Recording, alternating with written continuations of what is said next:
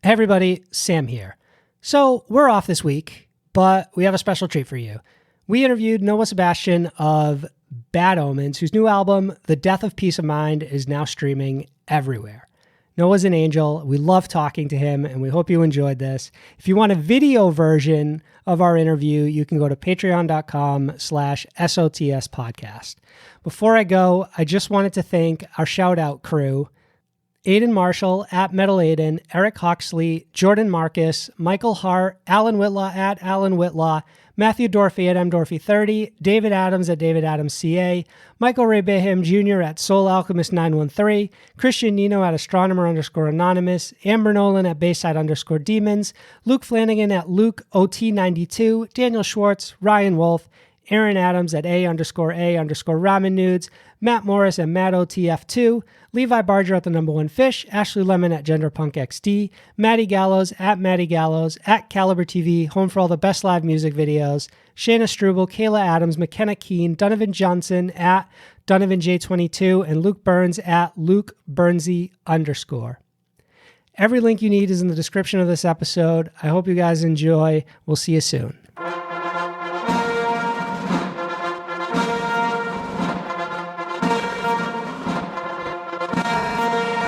Ladies and gentlemen, this is the state of the scene.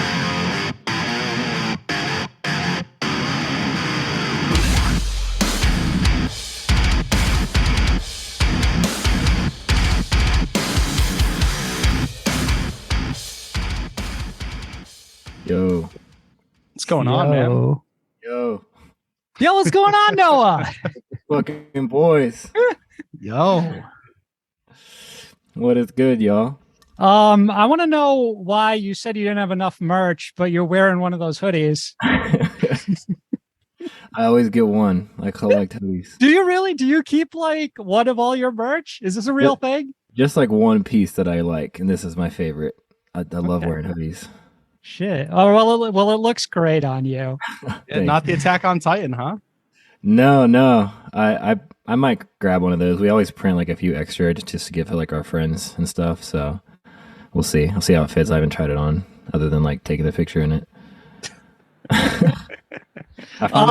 So voice. I've only heard your voices. I've never actually seen what you guys look like. So okay, what do you think on 10? It's underwhelming. Let me get it. it's not what I expected. Oh shit! Are you telling me I don't look exactly like a guy who has a podcast? I thought you would look like a cartoon. Honestly, I thought you'd just be 2D. You have like such a good voice for like cartoons or something. I don't know. Oh, it's so funny you say that. In like 9th grade, my science teacher told me I have a voice for radio and I sound incredibly disingenuous. And it really fucking followed me my whole life. I don't know what it is. I just like think about you like a character on a regular show or something. Well, you look just like you do in the music videos, minus like the fancy glove. Perfect. I know. I'm powerless today. All right. So before we get any further, just for the sake of maybe people tuning in who aren't fully aware, we're joined by Noah Sebastian of Bad Omens. He's on the State of the Scene today. This is our first interview in a while, but how could we say no? We don't roll out the red carpet for anyone, man. I was begging you guys. That's precisely correct. And I have the email trail to show people in case they're curious. All the receipts. Yeah.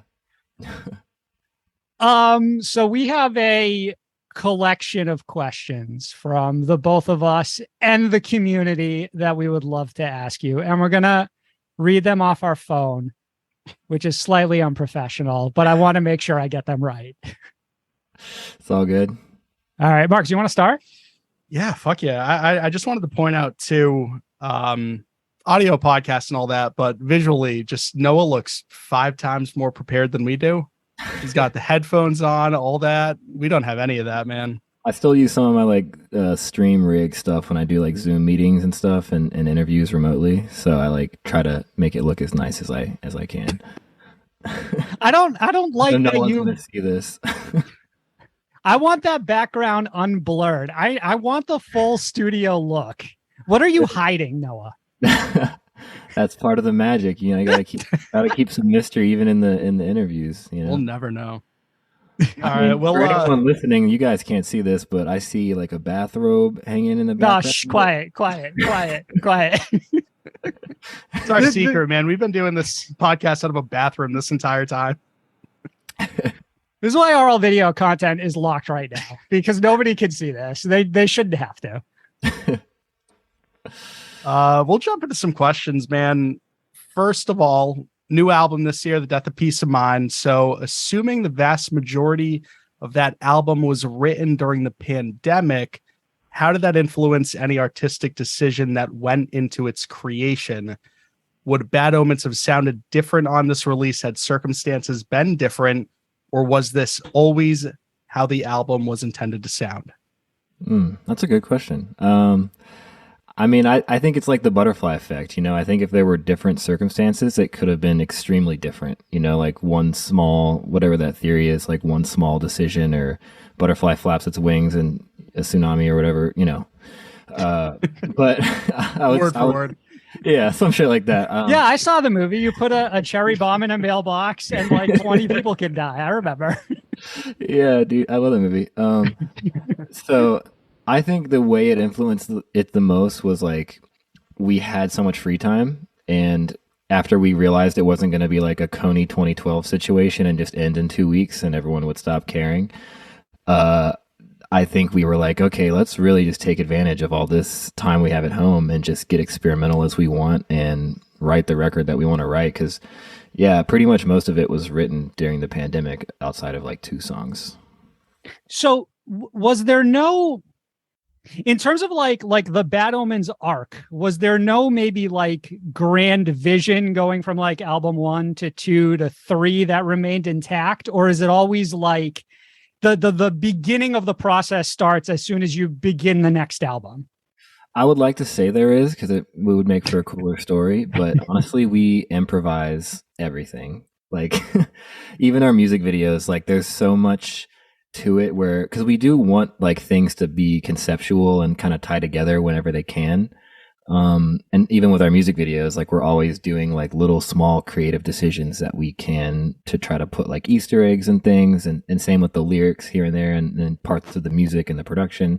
Like every aspect of the band, we try to make it calculated as we can. But when you're a band our size, especially amid the pandemic, like touring in a van, all this type of like stuff that makes it hard to like reach the aspirations you have when it comes to artists that are doing crazy, incredible things like, Billie Eilish, for example, with these crazy, incredible budgets and all this stuff. Like you kind of have to improvise and make do with what you got. So I think that's kind of one of our strengths is, even conceptually, when we start writing a record, we're kind of just trying to make a sound or a song that sounds really cool. And then when we start writing the next one, when we finish that one, and we try to make it feel coherent as possible as the previous song without feeling like we're stuck within a border now when we're creating, because we don't want any record to sound the same. We don't want any song to really sound the same. We like to reinvent ourselves every record. Okay. So in little ways, you do think ahead so far as you don't want to replicate your sound in a sense. You mentioned something that I actually want to pick up on. We had a question from the community. Let me find it. At RWR Bitters asked, you said The Weeknd was a big inspiration to you vocally. How did that translate into new music? And I'm kind of curious, like if maybe the pop world in a bigger sense, like an artist like Billie Eilish and The Weeknd, kind of influenced you specifically for this record.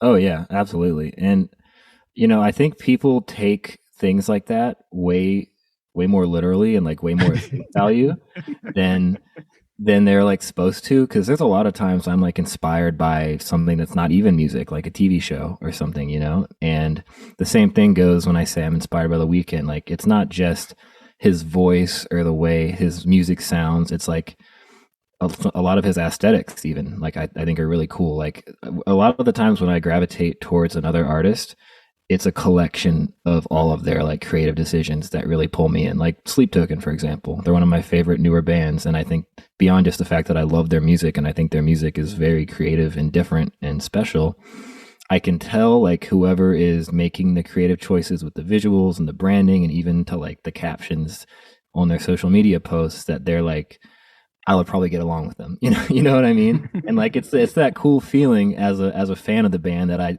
I try to, replicate for our fans when they listen to our music or read our lyrics, watch our videos or whatever, and then they're like, I feel like I get this band. You know what I mean? Like I feel like it's special to me, and I want other people to experience that. Yeah, that makes sense. Out of sheer curiosity, two tag along questions. First one, do you know who Sleep Token is? You don't have to say if who it is if you do, but do you know? What do you mean? What do you mean? What do I mean? Who is the mask? Yes. Who is the person behind the mask? Just do you know? Yes or no? Do you know? It's an easy question. Do you have a guess? I mean, would you know if I was telling the truth either way? Yeah, I trust you 100%. Literally anything you say, I'm taking at face value. See, I think it's a misdirect. I think you're balancing two projects right now. It could be me. That is a good call. There was a period of time during the pandemic when me and my friends were really bored, and I started a group chat with like every front man and singer I know, and I was like, we should all just tweet, "I'm the singer of Sleep Token" today. And that is such a good idea. That is such a phenomenal idea. No one wanted to do it, but I was like, that would be so funny. But name them.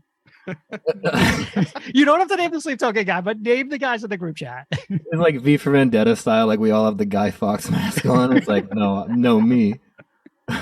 V for Vessel, man. V for Vessel. That's a good point. V for Vessel, that's right. Yeah. Is there one like quintessential example of a TV show that influenced something in this new album? I would say, yeah, like aesthetically, without being like too corny and on the nose, like Modern Family. I saw this coming. Yeah, Family Guy.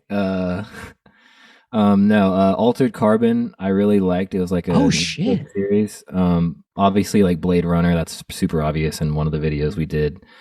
Black Mirror, Love, Death, Robots. I really like dystopian thriller drama.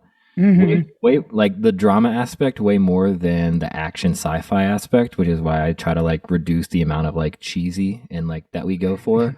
You know what I mean? Because there's sci-fi and there's dystopian, and people like get them confused a lot.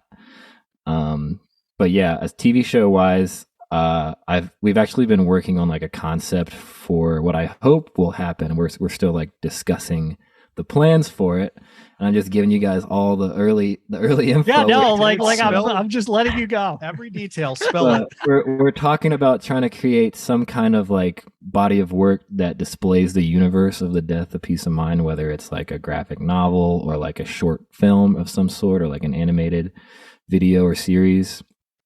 And I like to compare it to like Peaky Blinders if it was like 60 years in the future from today. Like Peaky Blinders, Blade Runner, you know what I mean? Like where it's more about like the drama and like the connections between the characters than like, the shootouts and stuff. Yeah, I feel like what I'm hearing is that like you're influenced a lot by the media you consume. Yeah. So I'm very selective with the media I consume. I'm so fucking sick of Marvel movies. Bro, I hear you. You say that, man, but I know you felt like Thanos when you first put that glove on for this album cycle. Okay, so more like backstory, just because, first of all, I love what you guys are doing, by the way. Like, I think you guys are at like the top of the like underground when it comes to like publications and like press and stuff, because you guys are just like on the ground floor. You're very sweet. You're being very sweet right now. So I like love the way you guys like interact with people and the way you like cover music and stuff, and it's just very like, it feels way more like a fan experience than just like a corporate experience. You know what I mean?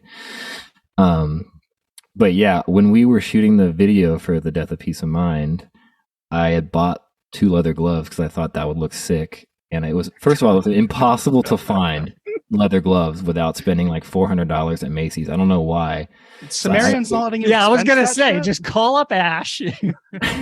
Well, like I searched like Amazon, like all this stuff, and everything just didn't work. And I went to a motorcycle store near my house and found women's motorcycle gloves. Okay. That ended up being what became the gloves. But then when I got dressed for the video, I don't know, I was like in the mirror, like, putting on my shirt, like jacket or whatever. And I put on the left glove and I'm like, wait a minute, and I start thinking about Star Wars and like Luke Skywalker. And people have said like Michael Jackson, and like I get it, but like I was thinking Star Wars at the time, and I was like, that's way cooler than 2. Like I'm just gonna fuck it. I just threw the other one away. Yeah, it worked. It worked 100%. Yeah, and again, that was an example of like that improvisation. Like that was not a thing I was planning for a long time to wear like one glove. Like I just bought 2, and I liked the idea of just having one instead. Is it so? I know you've like been touring with it and all that. Is it still like the same authentic glove, or is it? Have you had to like? It is the I'm same. curious. It's the same one, and it's getting to the point where I like sweat so much on stage that like I don't know, leather like melts off, and I take it off after the show, and there's like black stains on my fingers every night. What the fuck? Yeah, it's interesting, but it definitely beats like having to put on like corpse paint or something every night. Way more of a grind. Yeah, you've definitely chosen like the easier of 2 paths. yeah, exactly. It's a win-win. We'll stop being around the bush, man. Ask you a real hard-hitting question here. All right. We've got to get to the bottom of the Swords lyrics. I need you to come clean. What was the driving force behind including so many? And I know there's only like 2 or 3, but that's a lot. Let's face it. Only 2. there's not that. It is like also, so specific that more than one is weird. No, there was only 2 sword lyrics, and at the start and finish of the record. I don't know. I think the problem was when we made the Gray, the lyric, the working title for the MP3 that I bounced it as was "Fall on Your Sword," just so I would like know what song it was, because I like put a part of the lyrics in there. And I just looked at it so much when we were like going through the demos and in like the pre-production process of the record that I think that the word sword just got like stuck in my head. And then like Post Malone like was always carrying a sword for some reason, and like I just couldn't escape swords. I don't know what it was. Like I think that Jairus Johnson dude like did some sword shit. Oh yeah. Right, he's up. Right, he really like he's earned it at this point. Like it's his whole being. I love it. Definitely like he wins the sword. He's sword yeah, 100%. I'm not trying to be sword guy. That's all him. Like no, you're a glove guy. We've been over. I'm glove guy. I dabble with swords. As long as we're doing fun questions. I've been given a very strong impression that you love Attack on Titan based on some community questions and that recent t-shirt. I watched the first season and dipped. Should I go back? I think so. I had the similar experience the first time I tried it where like I just wasn't. It's kind of like music. Like there's certain artists that you need to be at like the right situation to listen to. And I feel like there's extremely that with animes, because especially if you're like reading subtitles, if you prefer that over dubs, like it's very hard to like immerse yourself in a story or a show when if you're distracted or you keep pausing to like check Twitter or something. So I would give it another shot for sure, because it picks up and then you can't stop. Okay. All right. Okay. That's all I needed. I'm an easy sell. Trust me. I'm sword guy. They've got, I mean, I don't know if they're like officially called swords in that. I've seen it. They've got some pretty close sword looking devices they use. Have you had a sword in a video? I'm trying to remember. I feel like no. No, not yet. Is it coming? Someday. Okay. All right. I don't know what the grip is like with a glove holding a sword. Better. It would honestly be better. Yeah, it's got to be better. Because like you think of like the guys who like fend, they wear gloves. You know, my hands start getting sweaty. I'm like, oh, I'll just put the mic in my glove hand, and it's good. This is a pretty huge one, at least for us, man. So, if you could at least explain the decision to include a podcast clip as like the interlude intro to your live performance, and all about that. Did you get any pushback from your label and bandmates? No. This is very accusatory, but this question is meant to be very accusatory. Like, why would you? Every tour I make like the tuning tracks and the set list and like the intros and stuff, and I like to make it very like immersive, and I try to make, especially if there's like a monologue or something, I try to make whatever's happening before the song like related to the song lyric somehow, or at least like the situation. And I got this idea of like, I was watching reaction videos to Like a Villain, and I enjoy watching them because it's like the closest thing an artist gets, I feel like, to getting to be like a fly on the wall, to see someone else experience their music, for the first time. I get that.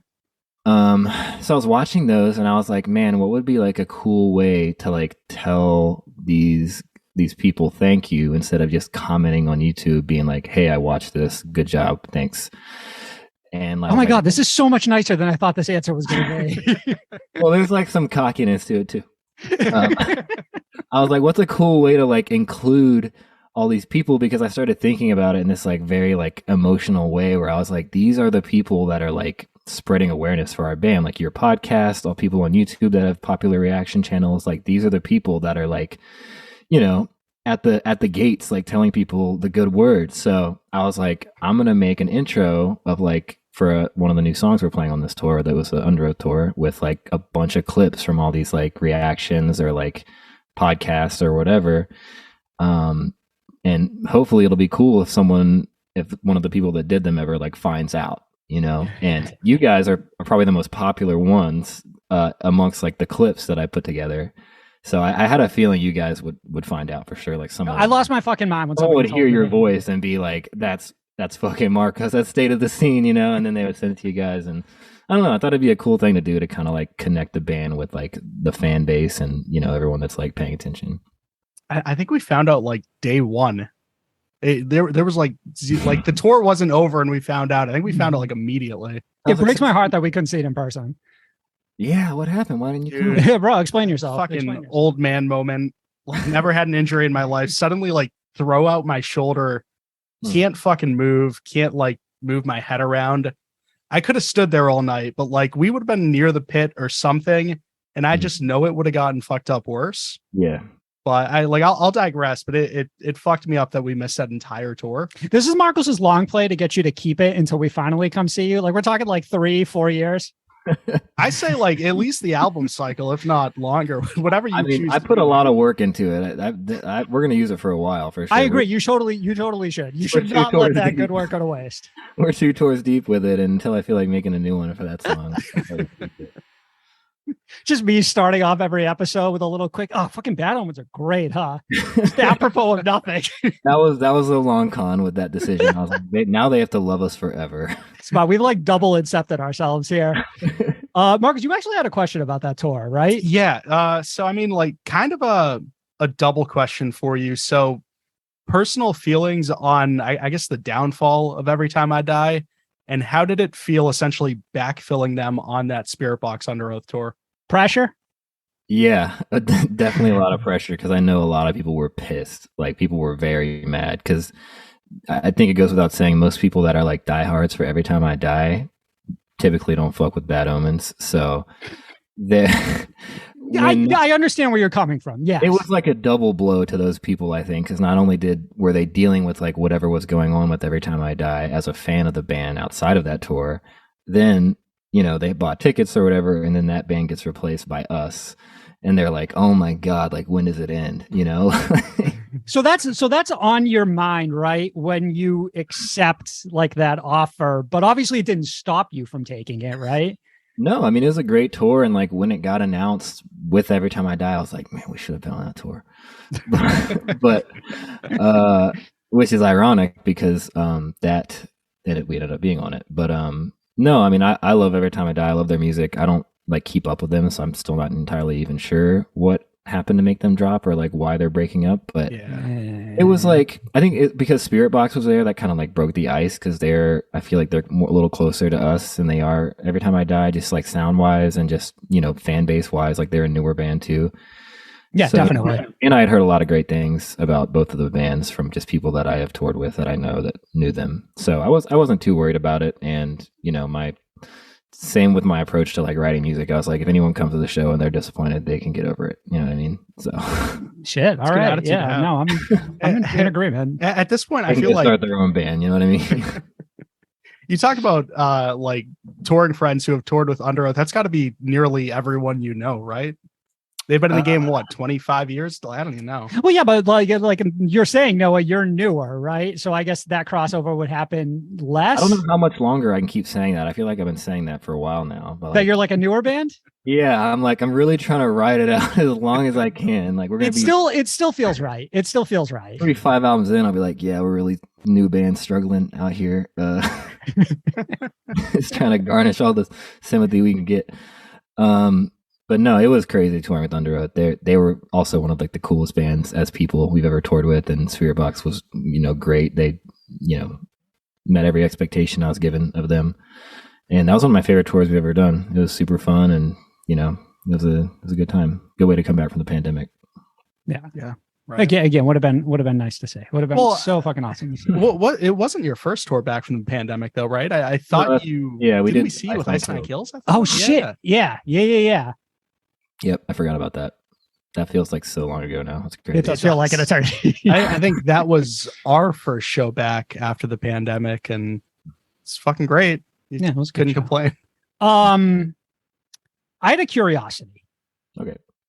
What happened with your relationship with social media that it feels like you kind of just washed your hands of it, at least from like a personal perspective? I don't know. I've kind of like always, I feel like it's such a trope now that everyone like detests social media and it's this and this and there's all these reasons it's bad, but like no one actually does anything about it or sticks to it, or like they make an announcement that they're leaving social media, which is even worse. Back in 5 it is days. the fucking worst. Yep. It is yeah. the counter. Yeah. So like, I don't know. We were like doing the new album cycle, and I was like, I just moved, and I also got like emails from people that like found my address and stuff, and like there's like some weird shit happening. Like I found like stuff on my car, like. I don't know. Like I just felt like extremely like I felt like my privacy was like getting extremely invaded, and like I'm not famous or rich enough to justify that. I can't afford like a security team or like, you know what I mean? Yeah, understandable. So it sounds like you did the one thing that you could do in this situation. Yeah, that kind of like steamrolled the process of just like kind of not posting on social media, and then like the more I like kind of distanced myself from it and just started like living in the real world, because I also got like around that time I got like pretty into like working out and like exercising, and Andy from Crown of the Empire got me into jiu-jitsu, so I'm one of those people that fell into jiu-jitsu during the pandemic. Like, God, you have robbed us of so many Noah jiu-jitsu posts. Something Andy does not shy away from whatsoever. He posts on my behalf more about jiu-jitsu, I think. But no. So you're saying like, not only do you not like share personally, but you engage significantly less. Like you're not like, there's not some ghost Noah Sebastian account out there where you're just kind of scrolling all day. No, I still like, I'm still on there sometimes. Like I use the Bad Omens account sometimes to post or like just see if people have cool fan art or covers or stuff. Or I use Reddit a lot. I love Reddit. Like one of my favorite things is going to see a movie or finishing a TV show I like and joining the Reddit discussion. Yeah, 100% with you. So I'm not like fully void of social media. I'm not trying to like get on my high horse about that or anything. I just like the more I distance myself from it, the more I kind of realize like negative flaws in myself that I feel like I see so much now, where it's just like people just want to be acknowledged so bad and like praised or glorified, and like, yeah, I don't know, it's just like I feel like people can't help but like take any experience and be like, look how cool my friends are, look where I'm at, look how much fun I'm having, look how cool my new car is. Like any excuse to just feel like better than other people, you know what I mean? And like people don't want to admit that, but that's like a huge part of it. And like the less and less, like, cause I would get those urges, right? Like I did a photo shoot with a friend of mine, and I was like, that's a really good picture of me. And I'm like just thinking about like all the validation I would probably get if I posted it on Instagram, and then I'm like, who fucking cares? Like I don't know, maybe I'm just getting old or something. Like I'm just getting like tired of it. But I don't know, I started realizing, like trying to dive deeper into like what this urge was that me and so many people I know have when it comes to just taking credit for every possible thing you can in the world, whether it's like a project you were a part of or like a photo taken of yourself. And it's almost always from just like a place that's not like confident or like happy with yourself, or like even worse, just like a desire to be like told you're good. Look how good I am. Like, here's a good trophy based on every 100 likes or every 1,000 likes.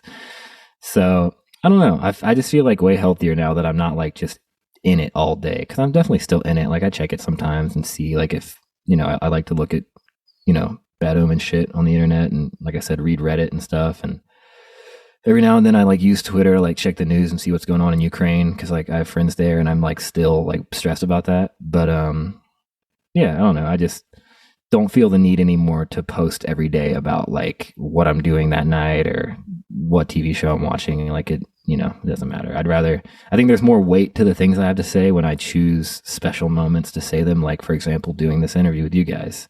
I like what you guys do. So this is a place that I would rather fill people in and give people an update on what's been going on versus just posting on my story every night and it'll disappear in 24 hours. Yeah. Honestly, it sounds smart and healthy. Do you get any pushback in a sense from being a part of a band that, we see a lot lately, like it's not so much the release of your new song, it's how you promote your new song via every single social media, but like especially TikTok, for example. Do you feel like, because as long as you have the band page, it doesn't necessitate the need for you to have like the personal page? That was a big fear of mine at first, because I like also have pretty good like engagement like data or whatever on my personal social medias, and I was like, I wonder how like negative this may or may not affect the band and like the new record or song releases.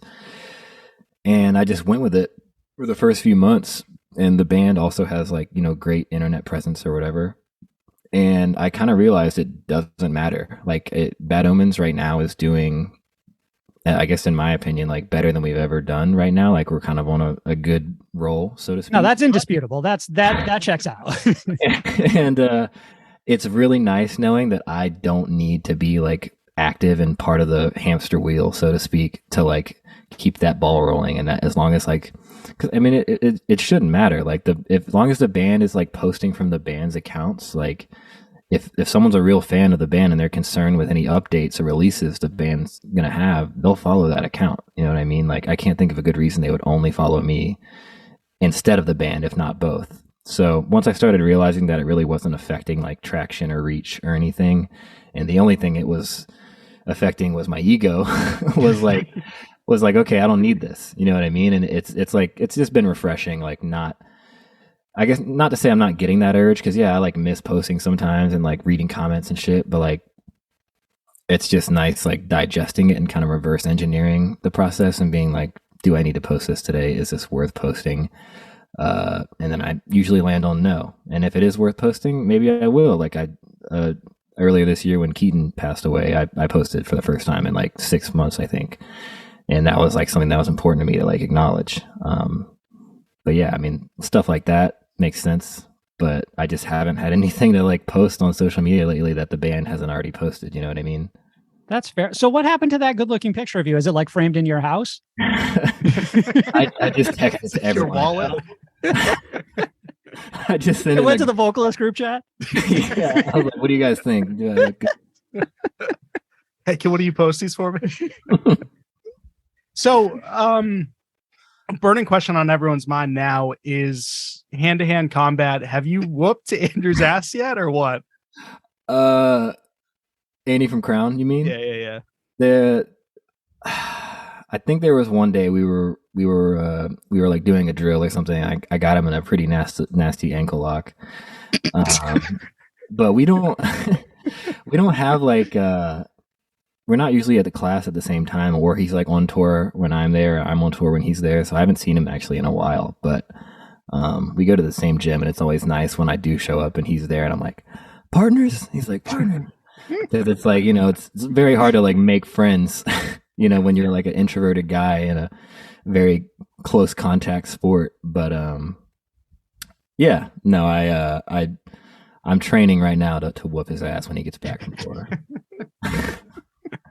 I want to tour with him more. just so we can like roll every day and just like train, and I can like, because when I go on tour, I've tried to get my guys to like do stuff with me, and none of them are into that. I was curious though, like what type of ego boost you're chasing now, and is it like defeating Andy?